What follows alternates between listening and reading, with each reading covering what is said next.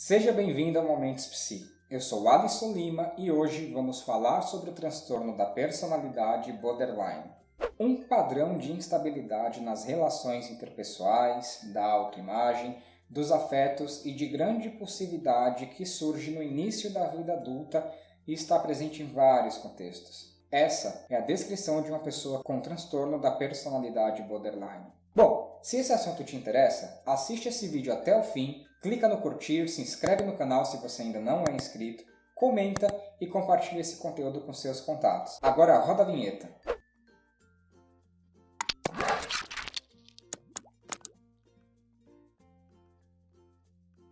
A característica essencial do transtorno da personalidade borderline é um padrão de instabilidade das relações interpessoais, da autoimagem, de afetos e de intensa impulsividade que surge no começo da vida adulta e está presente em vários contextos. Indivíduos com um transtorno da personalidade borderline tentam de tudo para evitar abandono real ou imaginado.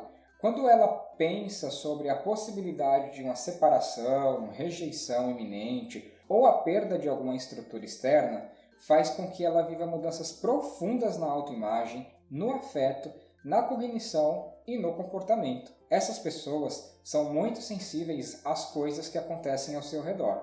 Também vivenciam medos intensos de abandono e experimentam raiva inadequada mesmo diante de uma separação de curto prazo realística ou quando ocorrem mudanças inevitáveis de planos. Um exemplo simples deste desespero repentino pode ser observado em relação ao aviso do clínico de que a consulta acabou, pânico ou fúria quando alguém importante para ela se atrasa alguns minutos ou precisa cancelar o compromisso. Esses indivíduos podem achar que o abandono implica que eles são maus. Tais medos de abandono têm relação com intolerância a ficar só e necessidade de ter outras pessoas ao seu redor. As pessoas com transtorno da personalidade borderline apresentam um padrão de relacionamentos instáveis e intenso. Elas podem idealizar cuidadores ou companheiros potenciais no primeiro ou segundo encontro. Costuma também exigir ficar muito tempo juntos e compartilhar seus detalhes pessoais mais íntimos logo no início de um relacionamento. Entretanto, podem mudar rapidamente da idealização à desvalorização. Isso acontece quando ela sente que a outra pessoa não se importa o suficiente, não dá o suficiente e não está presente o suficiente. Essas pessoas podem empatizar e cuidar de outras, mas somente com a expectativa de que o outro estará presente quando chamado, em uma espécie de troca para atender às suas próprias necessidades.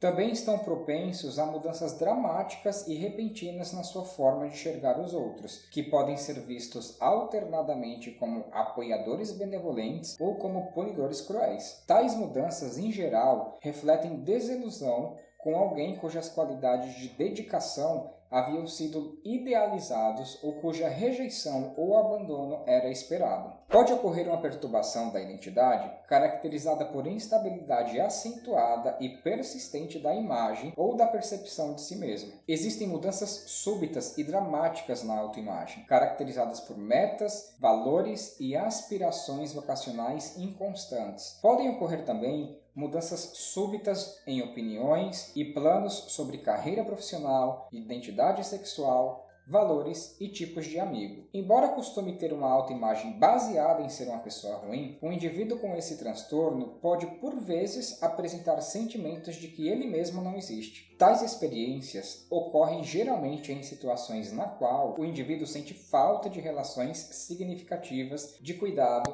e de apoio. Podem demonstrar um desempenho pior em situações não estruturadas de trabalho ou estudo. Pessoas com borderline mostram impulsividade em pelo menos duas áreas potencialmente autodestrutivas. Por exemplo, podem apostar, gastar dinheiro de forma irresponsável, comer compulsivamente, abusar de substâncias, envolver-se em sexo desprotegido ou dirigir de forma imprudente. Também apresentam recorrência de comportamento, gestos ou ameaças suicidas ou de comportamento de automutilação. Acredita-se que de 8 a 10% dos borderline acabam se suicidando, sendo que os atos de automutilação, se cortar, se queimar e ameaças de tentativa de suicídio são muito comuns. A ideação suicida recorrente é com frequência o principal motivo dessas pessoas buscarem ajuda. Esses atos autodestrutivos são geralmente precipitados por ameaças ameaças de separação ou rejeição por expectativas de que o indivíduo assuma maiores responsabilidades. A automutilação, com frequência, traz alívio por reafirmar a capacidade do indivíduo de sentir ou por estar se punindo por ser uma pessoa má. As pessoas com o transtorno podem demonstrar instabilidade afetiva devido à acentuada reatividade do humor. Por exemplo, uma irritabilidade ou uma ansiedade intensa, com duração de geralmente poucas horas e apenas raramente com duração de mais do que alguns dias. Esses episódios podem refletir a extrema reatividade do indivíduo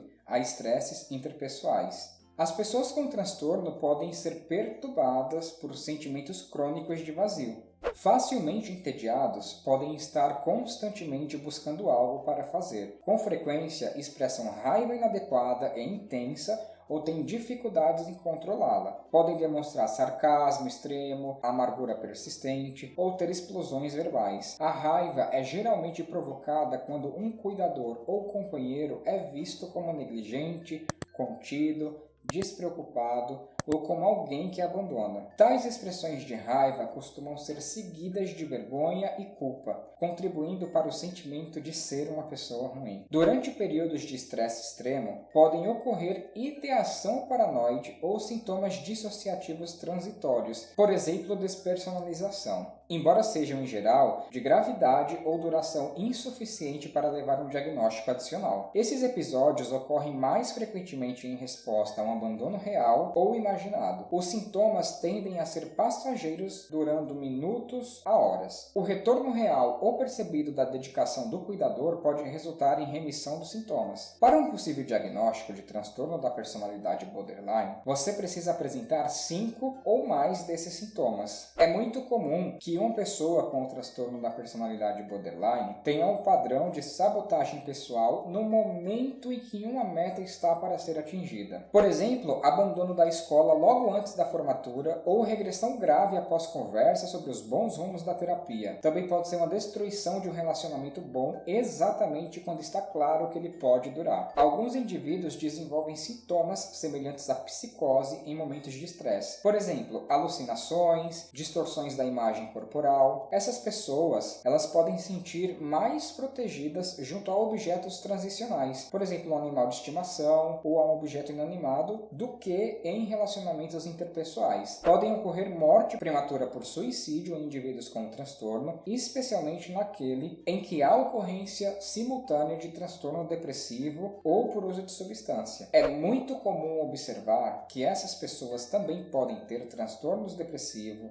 bipolar, transtornos por uso de substância, transtornos alimentares, sobretudo bulimia nervosa, transtornos de estresse pós-traumático e transtorno de déficit de atenção e hiperatividade. Além disso, o transtorno da personalidade borderline também ocorre frequentemente com outros transtornos da personalidade. O mais comum é o de instabilidade crônica no início da vida adulta, com episódios graves de descontrole afetivo e impulsivo. Dos 30 aos 50 anos, a maioria dos indivíduos com o transtorno alcança estabilidade maior nos seus relacionamentos e no seu funcionamento profissional. O transtorno da personalidade borderline é cerca de 5 vezes mais comum em parentes biológicos de primeiro grau de pessoas com transtorno do que na população em geral. Também há aumento do risco familiar para transtornos por uso de substância, transtornos da personalidade antissocial, depressivo e bipolar. O transtorno borderline é diagnosticado predominantemente, cerca de 75%, em pessoas do sexo feminino. De modo geral, o transtorno borderline não é tão fácil de ser diagnosticado. Caso tenha se identificado com essas características, não se apavore. Procure a ajuda de um profissional qualificado, só assim você saberá se tem ou não o perfil para borderline. Se ficou alguma dúvida, deixe o seu comentário que será uma satisfação responder. Se você gostou desse vídeo, deixe o seu like, compartilhe com seus amigos, isso ajuda o canal a crescer e me incentiva a trazer novos conteúdos. Se ainda não é inscrito, se inscreve no meu canal e faça parte dessa grande família. Eu também sugiro que você assista esse vídeo sobre o transtorno bipolar do tipo 1 para tirar todas as suas dúvidas sobre o assunto, já que agora você aprendeu sobre o transtorno borderline. Nos vemos no próximo vídeo. Até a próxima!